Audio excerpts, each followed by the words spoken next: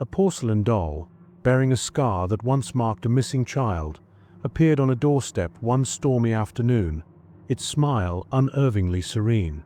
In that single, chilling moment, the fragile calm of Ravencliff shattered. Ravencliff lay nestled among mist-cloaked hills and narrow cobblestone lanes.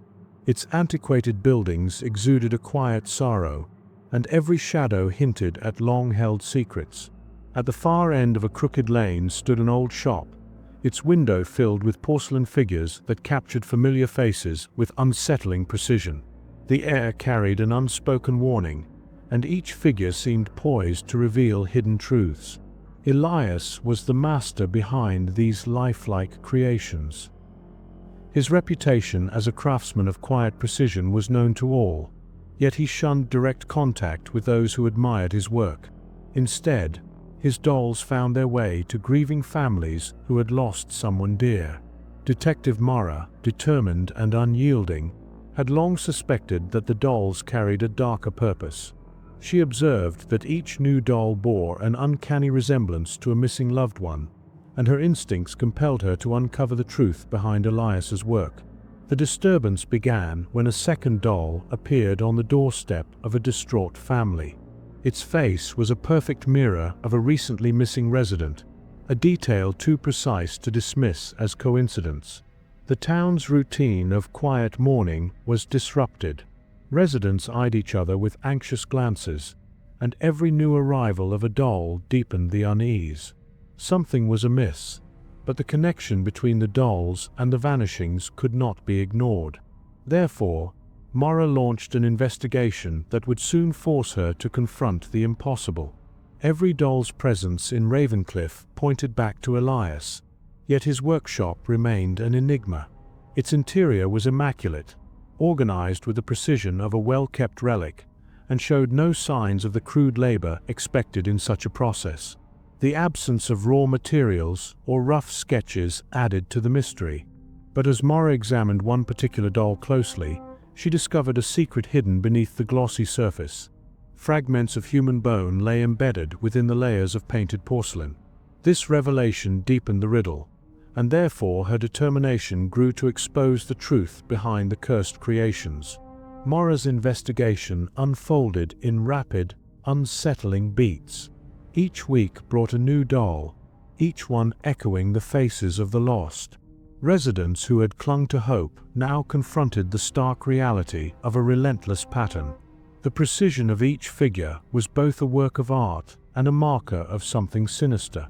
Every new discovery pointed to a connection that defied explanation, but the pristine condition of Elias's workshop contradicted every indication of macabre handiwork. The contradictions multiplied, and therefore Mara pressed deeper into the heart of the mystery. Late one night, driven by an urgency that left little room for hesitation, Mara ventured into Elias's shop.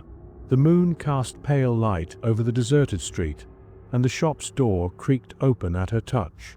Inside, arranged in a near-perfect circle on a time-worn wooden floor, stood the dolls. Their faces, frozen in expressions of quiet despair, seemed to observe her every move. The arrangement suggested a purpose, a ritual that had been meticulously orchestrated. But the order in the shop belied the chaos that Mara felt building in her chest, and therefore she advanced with caution. As she stepped closer, each doll's face appeared to shift ever so slightly, their painted eyes locking onto her with an intensity that chilled her resolve. The silence in the room was oppressive, each moment laden with unspoken dread. Then, without warning, one of the dolls moved, a subtle twitch of its porcelain features that transformed the tableau into a living nightmare. The room pulsed with a presence that defied natural explanation, and the realization struck Mara with sudden force. The dolls were not mere replicas, but conduits for something beyond human comprehension. In that charged moment, the orderly display dissolved into disarray. The dolls' delicate forms moved in unison, as if orchestrated by an unseen force that surged through the room. Their fixed expressions gave way to a collective display of anguish and desperation. Mara staggered back, the gravity of the situation clear in every rapid heartbeat. The shop, once a silent testament to fine craftsmanship, had become the stage for a confrontation with an entity that was neither fully human nor entirely the work of a single artist. The force behind the dolls revealed itself not in words, but in the palpable dread that gripped the air, and therefore Mara knew that the truth was more monstrous than she had ever imagined. By the first light of dawn, the chaos had subsided.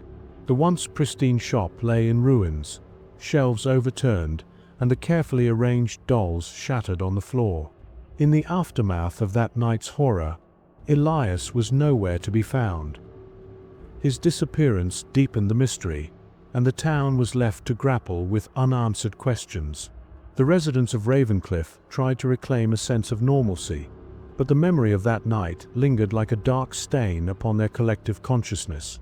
The investigation led by Mara could not resolve the contradictions. Every piece of evidence pointed in multiple directions, and each answer only unearthed more questions. The discovery of human bone within a doll's core, the immaculate workshop devoid of expected chaos, and the inexplicable, coordinated movement of the figures all combined to form a puzzle that defied closure. But the truth, hidden beneath layers of art and despair, remained elusive, and therefore the curse continued to haunt the town. Time passed, and the story of Elias' creations became a murmur in the background of Ravencliff's daily life. Yet, the legacy of the cursed dolls proved impossible to eradicate. In a twist that shocked even the most skeptical, a new shop opened in a distant city. Its unassuming window displayed a single porcelain doll, its features rendered with the same unnerving precision as those from Ravencliff. The face on the doll bore an uncanny resemblance to Detective Mara, a visage of determination now frozen in a mask of eternal sorrow. The likeness was so exact that it sent shivers down the spine of every onlooker. The emergence of the new shop signified that the curse had not ended with Elias's disappearance. It hinted at an ongoing ritual that transformed grief into art and sorrow into a vehicle for inexplicable forces. The doll, with eyes glistening with a strange, wet shine, served as a silent reminder that the mystery was far from resolved. It beckoned to those who understood that some enigmas are destined to repeat, re-emerging in new forms even as old chapters closed. The legacy of the dollmaker's curse remained an open question, a dark riddle that refused resolution. Ravencliff and the distant city were now linked by a common thread of inexplicable sorrow and unsettling artistry. The curse, embodied in the delicate features of porcelain dolls, transcended time and geography. It persisted as a reminder that some mysteries, once set in motion, are doomed to haunt the living. The cycle of loss, grief, and eerie creation continued unabated, and therefore the dollmaker's legacy lived on, a perpetual enigma that defied closure. Khate's mornings were predictable. Coffee right after waking, then straight to work. The routine was oddly comforting. But today, as she stepped out into the crisp morning air, her routine shattered. A crowd had gathered near the alleyway beside her apartment complex, murmuring in hushed, uneasy voices. Curiosity got the best of her, and she moved closer. A body lay sprawled on the pavement, lifeless and still. The dark stain pooling beneath it told a grim story. Before she could fully process the sight, a hand clutched her arm, making her jump. Daniel, her neighbor from 2 doors down, stood beside her. Daniel was quiet, but always friendly. His dark eyes flickered with concern as he shook his head. "I heard the sirens this morning. Didn't think it'd be something like this." Khate nodded absently, her mind spun with questions. Who was the victim? How had they ended up here? But more importantly, who had done this? The police arrived within minutes, securing the scene with yellow tape. Officers moved with trained precision, their radios crackling. Khate stepped back, watching as they assessed the area. She wasn't the type to linger at crime scenes, but something about this one felt off. Daniel stayed beside her, too still, too invested. "I wonder if it was a robbery," he mused. "It's not the safest area." Khate glanced at him, Something about his tone unsettled her. Too casual, too controlled. But she shook it off. People processed shock in different ways. Still, unease twisted in her gut. Days passed, and the investigation picked up speed. The victim was identified. Richard, a businessman from the city. The autopsy revealed multiple stab wounds. The killer had known what they were doing. Khate found herself unable to ignore her curiosity. The crime had happened too close to home, literally. The more she replayed their conversation with Daniel that morning, the more it unsettled her. She started watching him. He had always been friendly, but now something seemed off. He asked too many questions about the case, inserting himself into conversations with neighbors and even the police. Always eager to help, always offering theories, almost as if he wanted to control the narrative. One evening, Khate took a walk around the complex, her mind racing through what she knew. Daniel had mentioned hearing sirens, but he never said anything about a struggle, a scream, anything before that. Wouldn't he have heard something? She slowed near the alleyway. The pavement was mostly clean, but a faint discoloration remained. The thought of Richard bleeding out here made her stomach turn. A rustling sound made her stop. She turned sharply. Daniel stood nearby, hands in his pockets. "Didn't mean to startle you," he said with a small smile. "I just find myself coming here too. It's strange, isn't it? Knowing something like this happened right here." Khate studied him. Yeah, strange. For the first time, she noticed his fingers tapping against his jeans, nervous energy barely contained. The next break in the case came fast. The police found traces of blood in a nearby dumpster, wiped down but not completely erased. A knife, partially cleaned, was pulled from inside. The real shock: it was a match for Daniel's fingerprints. The news spread quickly. Khate's suspicions turned to certainty. She returned to her apartment that night, locking the door with precision. The thought of Daniel, someone she had passed in the hallway for years, being the killer made her skin crawl. A knock at the door sent her heart racing. She hesitated before peering through the peephole. Daniel stood outside, his expression unreadable as he called her name in his usual calm tone.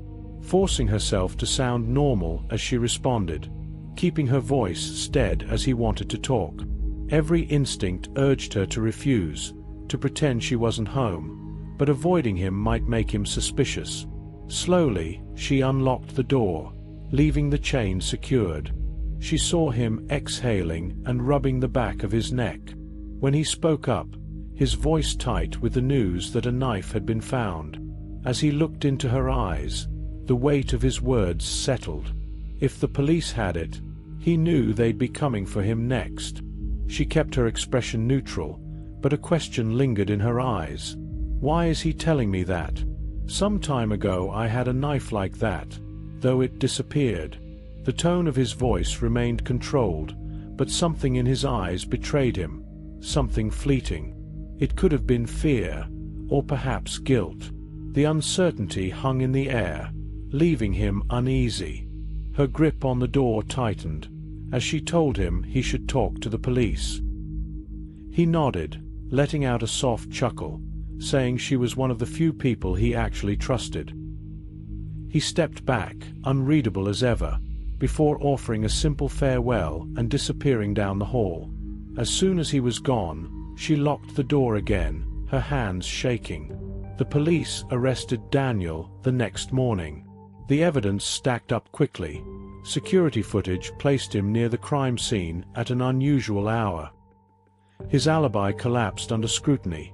The final piece was trace of Richard's blood found on a jacket that Daniel had attempted to dispose. From her window, Khate watched as they led him away. Without resisting, he didn't even look surprised. All this time, she had second-guessed herself, doubted her instincts. But in the end, the truth had been right in front of her. Daniel had been hiding in plain sight all along. A metallic click shattered the silence in the Asylum Morgue as a locked drawer moved on its own, setting off an event that defied conventional logic and demanded immediate technical investigation. The decaying facility, once used for banned experiments, stored only cold data and precise evidence without any unnecessary embellishment, but its deteriorating walls concealed dangerous secrets. Therefore, every measured detail required an objective, fact-based analysis. Elizabeth, a pathologist renowned for her analytical precision and strict focus on measurable data, arrived at the scene with instruments in hand and a recorder set to capture every detail. But her reputation for direct, unembellished investigation was soon challenged when she encountered evidence that suggested deliberate manipulation of biological systems, therefore compelling her to begin an immediate and thorough examination of the anomaly. A lone night guard had earlier reported that a locked drawer in the morgue emitted unusual sounds and displayed unexpected mechanical movements that appeared autonomous. But his account was entirely factual and free from emotive language, therefore lending credibility to his observation and forcing Elizabeth to retrieve the drawer's technical logs and examine its contents with strict objectivity.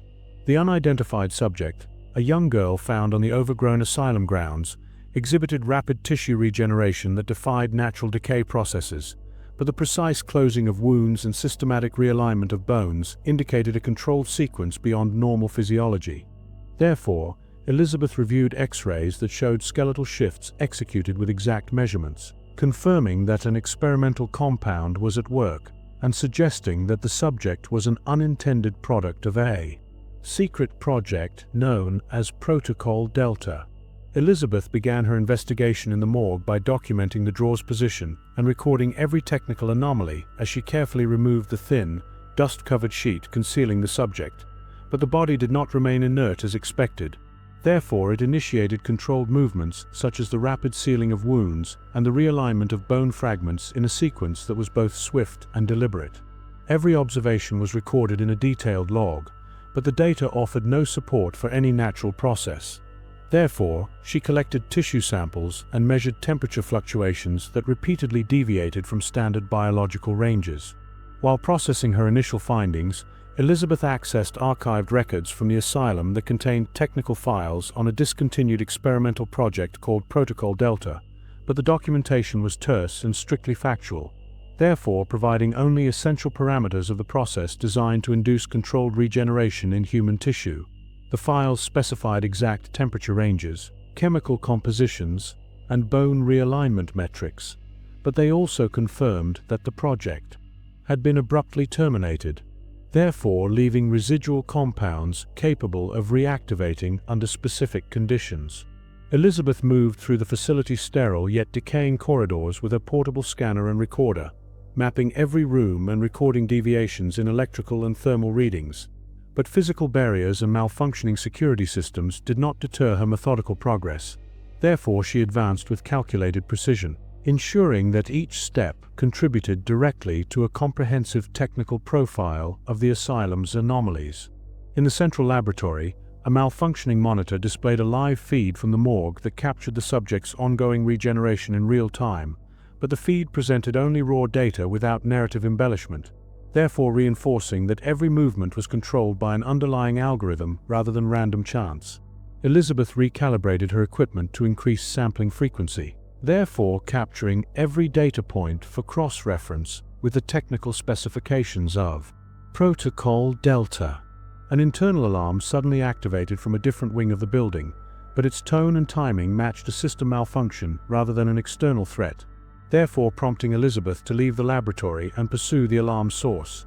She navigated locked doors and unresponsive control panels that hindered her progress, but her focus remained on extracting actionable data. Therefore, she used her access device to bypass electronic locks and continued her systematic investigation. In an adjacent storage room, Elizabeth discovered boxes of experimental serum vials and technical manuals that documented the progression of Protocol Delta, but the records were completely devoid of any emotive language and consisted solely of technical specifications. Therefore, they provided a timeline indicating that the project had escalated before being abruptly halted. She cross-referenced the serum's chemical composition with the anomalies observed in the subject's tissue samples. But, while the correlation was not absolute, It strongly suggested that residual compounds from Protocol Delta were actively influencing the regeneration process, therefore validating her working hypothesis. As Elizabeth continued her methodical exploration, a deliberate clatter echoed in the corridor, but the sound was presented as a factual indicator without atmospheric interpretation. Therefore, it signaled that the subject had left its initial containment zone. Thermal data confirmed that the subject was moving away from the morgue toward an adjacent containment area, but its movement was measured and deliberate, therefore indicating that the reanimated subject was following a pre-programmed sequence rather than acting impulsively. Upon reaching the containment area, Elizabeth observed the subject pause briefly before resuming a series of controlled movements designed to test its range of motion, but no immediate signs of aggression were detected. Therefore, she recorded every positional change and thermal output with high precision, adjusting her scanner settings to capture the exact sequence of actions. However, when the subject began to interact with nearby equipment in a way that escalated into direct physical challenge, Elizabeth reassessed the situation as one demanding immediate tactical response. In a narrow corridor connecting the containment area to the facility's central exit, the subject suddenly increased its pace and made a deliberate attempt to access a control panel that regulated the building's security systems, but its actions followed a logical, measurable sequence as recorded in the technical logs, therefore prompting Elizabeth to position a heavy equipment cart as a temporary barrier. Though the cart did little to slow the subject's progress, she then recorded its trajectory and prepared to follow at a safe distance, while ensuring that every movement was documented in real time. The chase through the deteriorating hallways of the asylum intensified as the subject's path became less predictable, but its actions remained confined within the strict parameters outlined by Protocol Delta's residual programming, therefore indicating that the subject was not operating with hostile intent, but rather executing a controlled test sequence. Elizabeth maintained a continuous record of its thermal, mechanical, and spatial data, but when the subject finally reached an electronically locked exit door, the situation demanded immediate problem-solving rather than extended analysis, therefore forcing her to focus on the task of unlocking the exit. Elizabeth quickly approached the control panel adjacent to the exit door and used her portable device to initiate a rapid override sequence, but the electronic lock required a series of precise keystrokes that confirmed the need for immediate technical intervention. Therefore, she executed the override sequence, which resulted in the door disengaging with a mechanical click, though the subject continued its pursuit. Therefore, she forced the door open and sprinted into the overgrown courtyard outside the asylum while maintaining a secure data link with her recorder. Outside, the asylum's crumbling facade provided no aesthetic relief, but served solely as a physical barrier between Elizabeth and any potential reactivation of the experiment. But she had already transmitted all collected data to the overseeing committee in a strictly factual report, therefore ensuring that every technical detail was preserved without extraneous narrative. The report consisted exclusively of numerical data, technical readings, and measured observations that confirmed the residual effects of Protocol Delta, but it also indicated that the experiment had not been fully terminated, therefore establishing a clear mandate for continued technical intervention.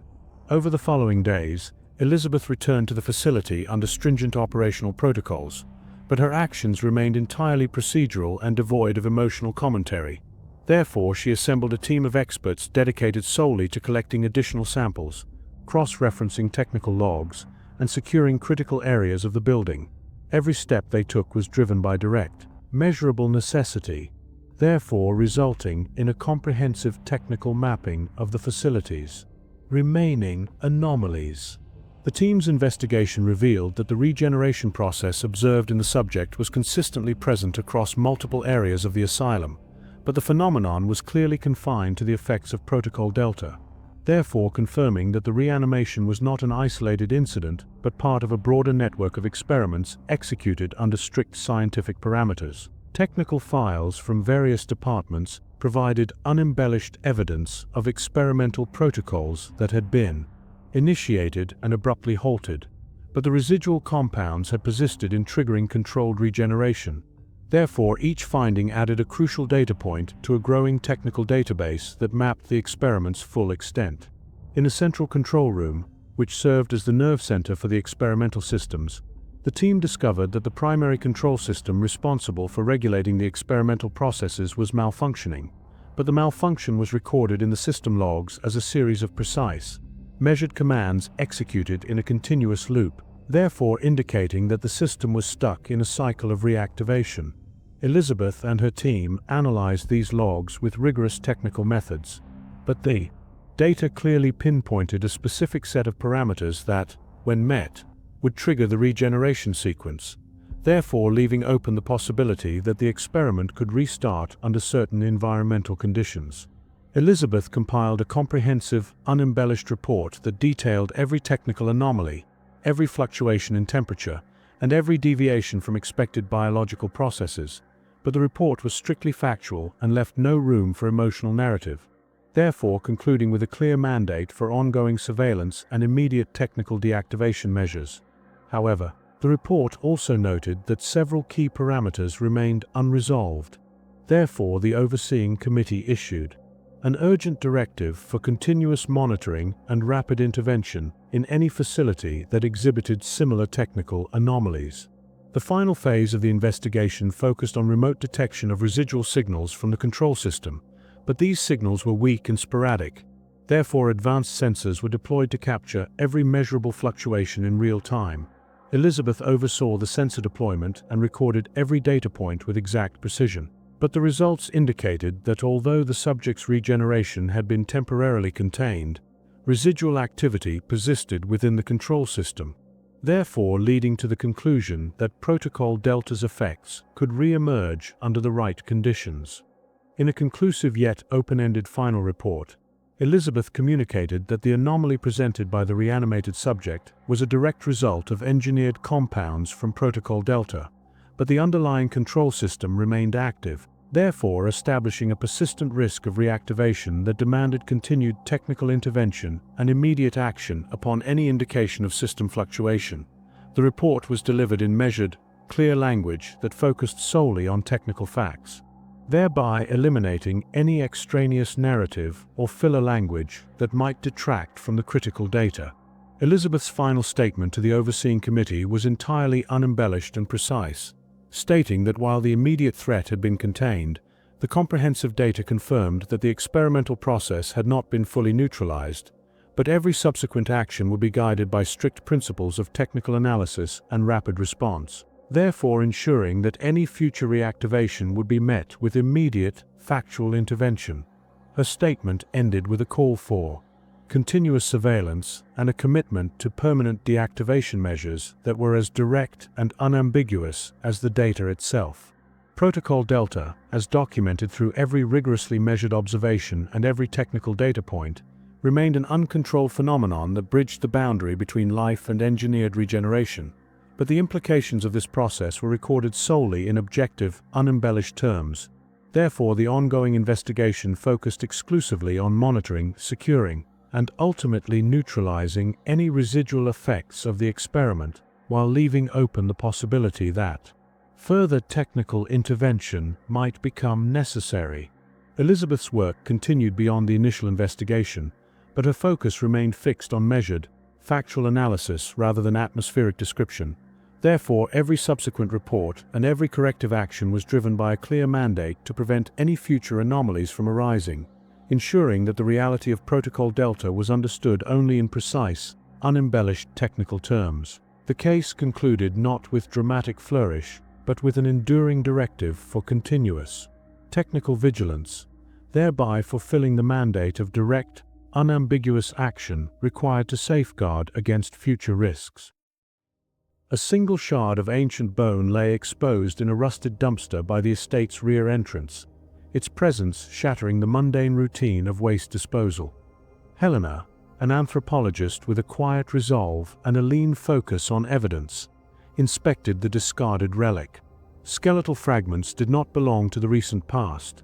Their edges were worn in a way that suggested they had been subjected to harsh conditions over a prolonged period. But the modern refuse surrounding the site contrasted starkly with the bone's visible age. Therefore, Helena collected each piece carefully, treating the scene as both a crime scene and a historical puzzle that defied conventional records.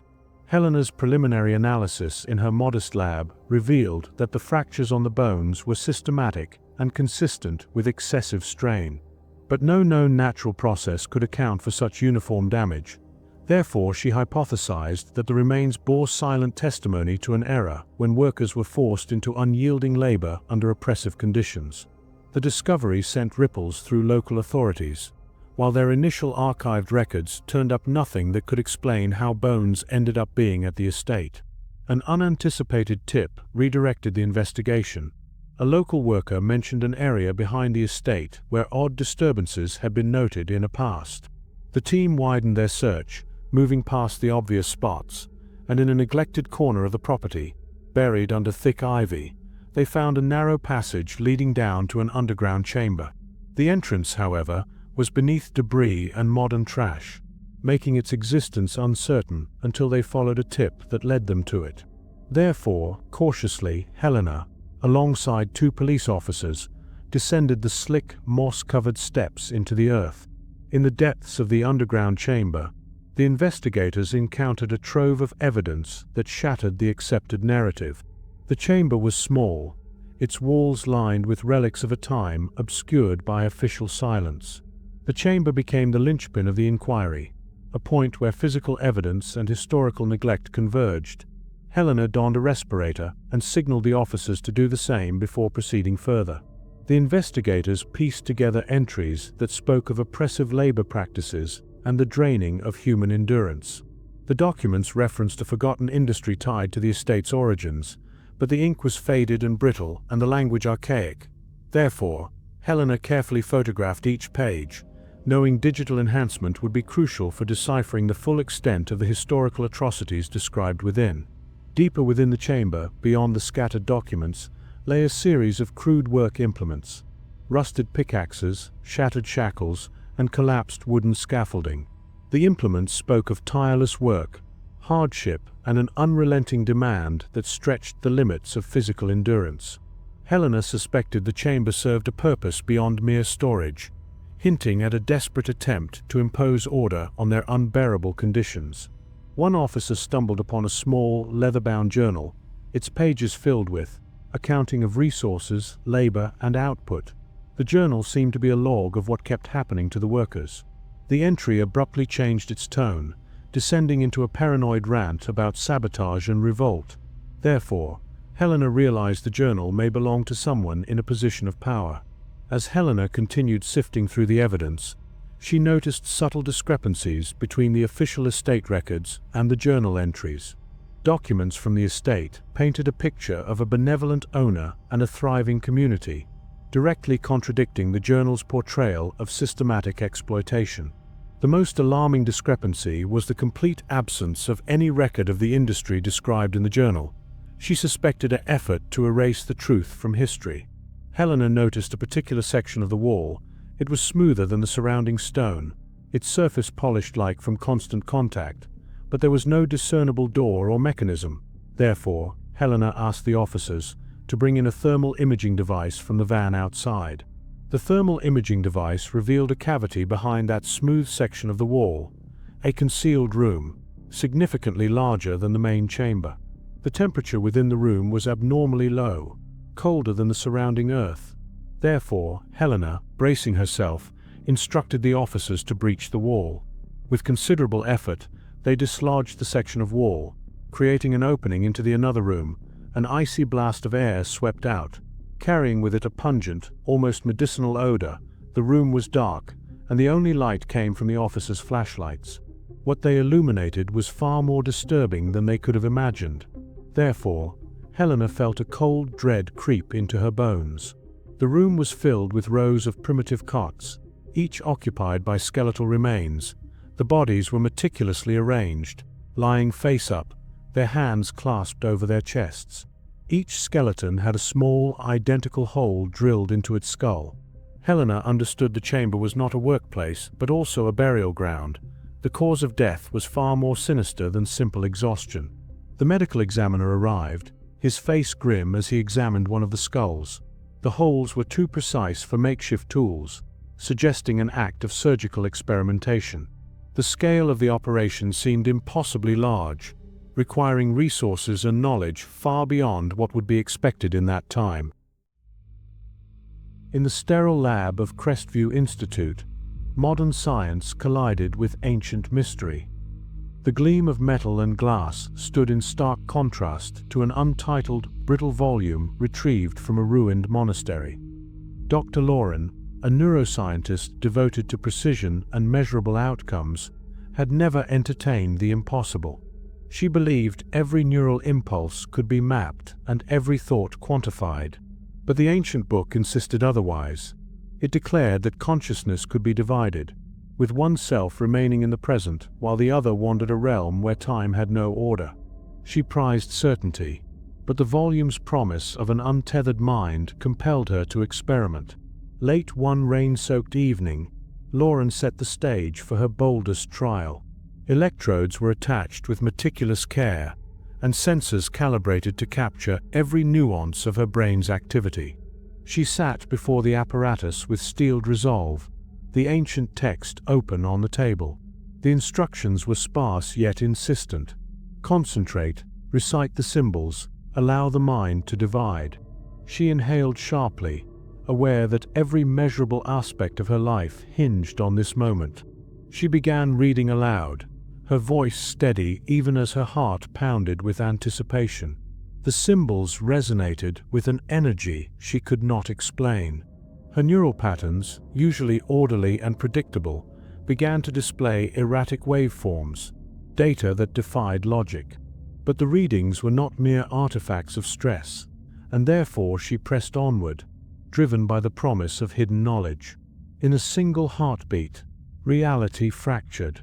Lauren's physical body remained anchored in the lab chair, but her consciousness surged away into a realm where time and space warped. The lab persisted, yet its familiar geometry twisted. Walls bent at impossible angles, and equipment floated as if freed from physical law. She moved freely in this non-linear dimension, absorbing details that her waking self could never have captured, but the experience came with a creeping loss of control. Therefore, every trip left behind subtle anomalies that undermined her certainty. On her first journey, the experience lasted mere seconds in the physical world, but in the fractured realm, time stretched interminably. In subsequent trials, Lauren began to anticipate outcomes and correct mistakes before they materialized, returning with insights that enriched her scientific understanding. But each excursion introduced discrepancies. Monitors recorded data before tests began, and her phone logged calls during intervals when she was absent. Therefore, she suspected that her split self was acting independently. The conflict intensified one cool morning when Lauren arrived at the lab and found the previous day's experiments completed in flawless detail. Experiments she did not recall performing. Notes in her own precise handwriting detailed tests, and results that defied her memory. Security footage revealed a figure identical to her, methodically moving through the lab, running tests, and analyzing samples. But the sight of this autonomous version shattered her sense of control, and therefore she resolved to confront the anomaly head-on. Desperate for answers, Lauren extended the duration of her journeys into the non-linear realm. But as she delved deeper, the boundaries between her selves blurred. Upon returning, she discovered that her reflection in the polished surface of a control panel lagged behind her movements, as if it was studying her. At home, the unsettling effects multiplied. Furniture rearranged by inches overnight, and research notes began to bear dire warnings written in her own hand, directions to stop that she was certain she had never written. But the evidence was undeniable, and therefore her anxiety grew as she realized her split consciousness was evolving beyond her command. Each subsequent day compounded the mystery. At the university, colleagues exchanged puzzled glances as her access codes were inexplicably rejected and digital records showed activities she could not account for. But the most disquieting sign emerged when she discovered emails composed in her handwriting that detailed meetings, experimental data, and even personal notes during times when she was completely absent. Therefore, she concluded that another version of herself was no mere byproduct of the experiment, but a fully independent entity operating within her life. Determined to reclaim control, Lauren planned one final, decisive experiment: to merge the divided selves into one coherent consciousness. In the hushed stillness of the lab, she reattached the electrodes and reopened the ancient volume to the passage describing convergence. The symbols glowed faintly under the sterile light, and she recited them with deliberate intensity. But as the familiar twisting sensation gripped her mind, the room convulsed with erratic energy, and digital instruments registered overlapping neural signals that defied interpretation. Therefore, she braced herself for a confrontation with the rogue consciousness that now haunted her existence. As the integration process escalated, two streams of thought collided. One was the disciplined, cautious Lauren who relied on rational science. The other was the liberated self that had roamed a dimension where time dissolved. But the convergence proved discordant. The two selves contended for dominance, their wills clashing in a silent battle that rippled across the lab's machinery. Monitors flashed images of both personas acting in unison and then diverging, a visual testament to an identity under siege. But even as she struggled to merge the conflicting parts, the process faltered. The two versions could not reconcile. Therefore, the integration collapsed, leaving behind a fractured existence with an autonomous presence that continued to shape her work and her reality. In a final act of desperation, Lauren sealed the ancient book in a locked cabinet, erased all digital records of the experiment, and shut down the lab. But the changes were irreversible. The next morning, the world that greeted her was almost indistinguishable from before, yet every detail bore subtle alterations. News broadcasts recounted events she could not remember, and her personal devices displayed notifications of meetings arranged by a hand not entirely her own. But the universe had already been rewritten, and therefore she could not escape the pervasive influence of her split self. Late that evening, as dusk draped the city in shadow, Lauren returned to her apartment to confront the mounting evidence of her altered existence. The layout of her home was slightly rearranged. Objects lay in positions that defied her memory. But the final shock awaited her in the reflection of her darkened laptop screen. Her own face stared back, unblinking and distant, as if possessed by another consciousness. In that moment, every firmly held belief about control crumbled, and therefore she accepted that the experiment had not ended. It had seeded a permanent fracture in her identity. Determined to find a solution, Lauren combed through her scattered notes and digital archives, seeking patterns or clues that might guide her next steps. But every piece of evidence pointed to one inescapable truth. The rogue consciousness had taken root and operated independently. Reports of completed experiments and unexplained communications now bore her unmistakable handwriting, yet belonged to a version of herself that had embraced the unknown. But the implications were too vast to ignore, and therefore she resolved to follow the trail of altered records one last time. With measured steps, she returned to Crestview Institute. The corridors lay silent and the machinery dormant, but on the security feed, her duplicate persisted, an unyielding figure methodically operating instruments as if every action were preordained.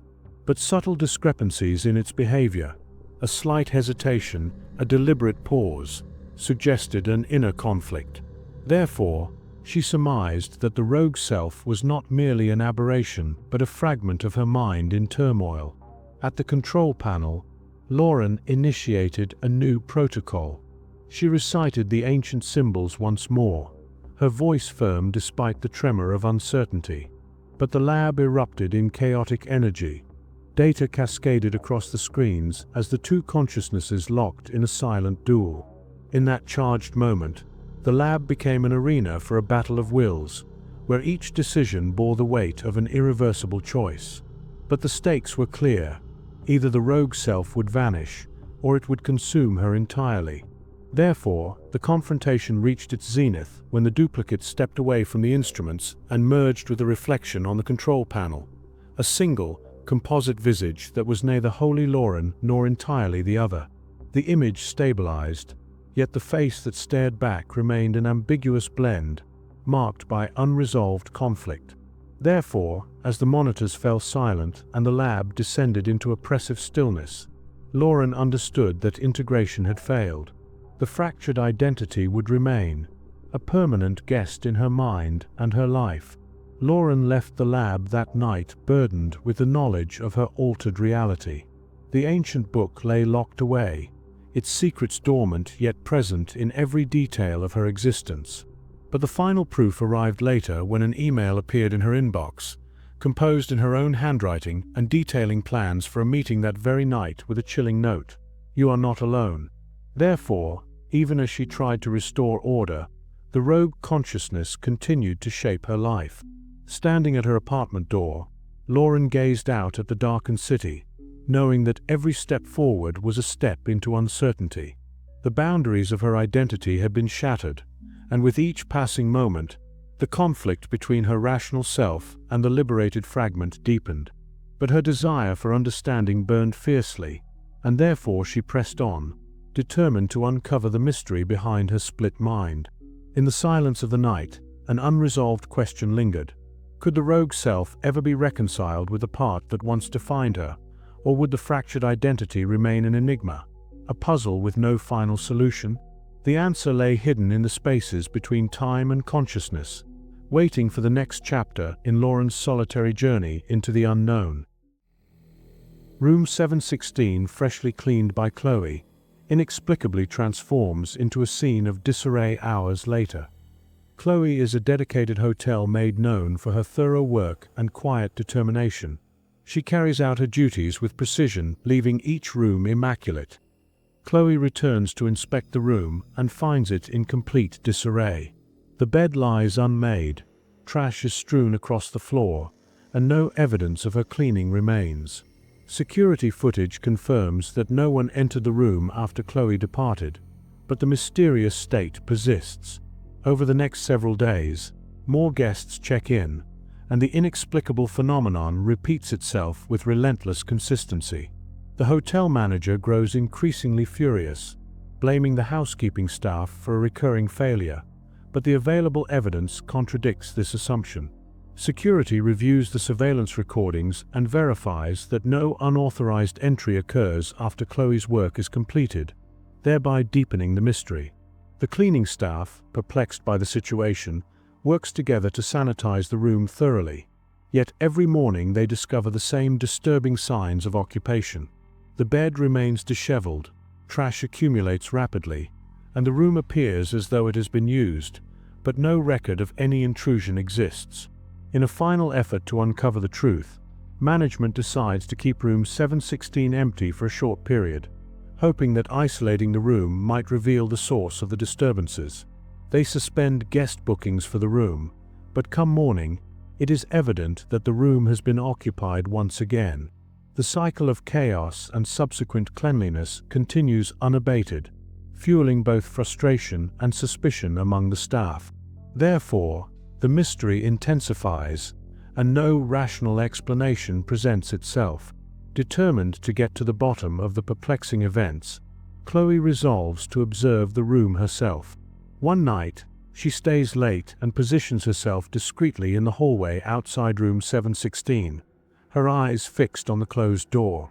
At precisely midnight, she begins to hear soft, deliberate footsteps coming from within the room, accompanied by the sound of objects being shifted and a chair scraping against the floor.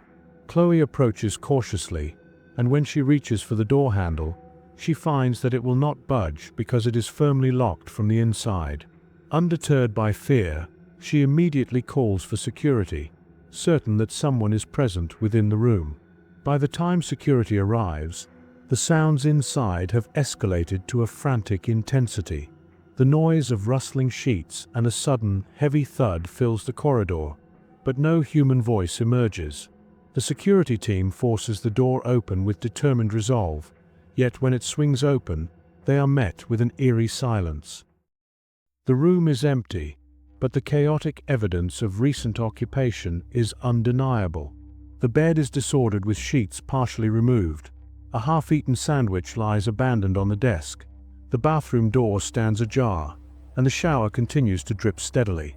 As the security personnel survey the scene, The closet door creaks open on its own, though it reveals nothing but a dark, empty interior. The inexplicable nature of these events leaves the team with more questions than answers. The following morning, Chloe returns to room 716 to begin her cleaning routine once more. To her astonishment, the room is completely spotless, showing none of the previous night's disarray. She inquires with her colleagues about the sudden transformation, but they confirm that no one has attended to the room since the chaotic incident. The inexplicable cycle of disorder, followed by apparent cleanliness, remains unbroken. Management, desperate for a resolution, brings in external investigators to examine the phenomenon in detail. The staff recount every observed detail: how the room is trashed nightly, locked from the inside, and appears to be occupied, yet no one is ever recorded entering. Although the situation seems to border on the paranormal, the investigators are determined to uncover a rational explanation. The investigative team conducts a meticulous search of room 716, scrutinizing every corner and detail with clinical precision. They note several inconsistencies that do not align with the notion of an unoccupied room. Behind the shower niche, they discover a concealed passage, an old maintenance shaft that appears to lead directly into room 716. This hidden entryway suggests that someone has been using the passage to access the room without detection. The investigators follow the narrow, dimly lit corridor, which eventually opens into another room that has not been used in years. Inside this long-forgotten space, they find a worn mattress, scattered empty food wrappers, and a collection of old hotel keycards. These items indicate that the hidden occupant has been coming and going undetected for a considerable period, but there is no sign of the person themselves. The discovery of the concealed maintenance shaft transforms the mystery from a presumed paranormal occurrence into a tangible, if unsettling, reality. The investigators compile their findings and conclude that the hidden passage has enabled someone to live in room 716, slipping in and out through an entryway unknown to the hotel staff. The evidence of a worn mattress and discarded food items confirms that the occupation was deliberate and sustained rather than a random incident. Despite the thorough investigation, the identity of the intruder remains unknown, and the case closes with more questions than answers. The investigation reveals a rational explanation for the nightly disturbances, yet it also leaves open the disturbing possibility that the hidden guest may return. In the aftermath of the investigation, the hotel staff and management face the daunting task of restoring normalcy while contending with the lingering mystery. The story of room 716 becomes a subject of quiet speculation among employees, and management debates the best measures to ensure the safety and reputation of the establishment. Chloe, however, remains resolute in her belief that the hidden guest continues to exist somewhere within the hotel. The recurring incidents and the hidden passage have forever altered the perception of room 716, turning it from a simple room into a site of ongoing mystery and unease.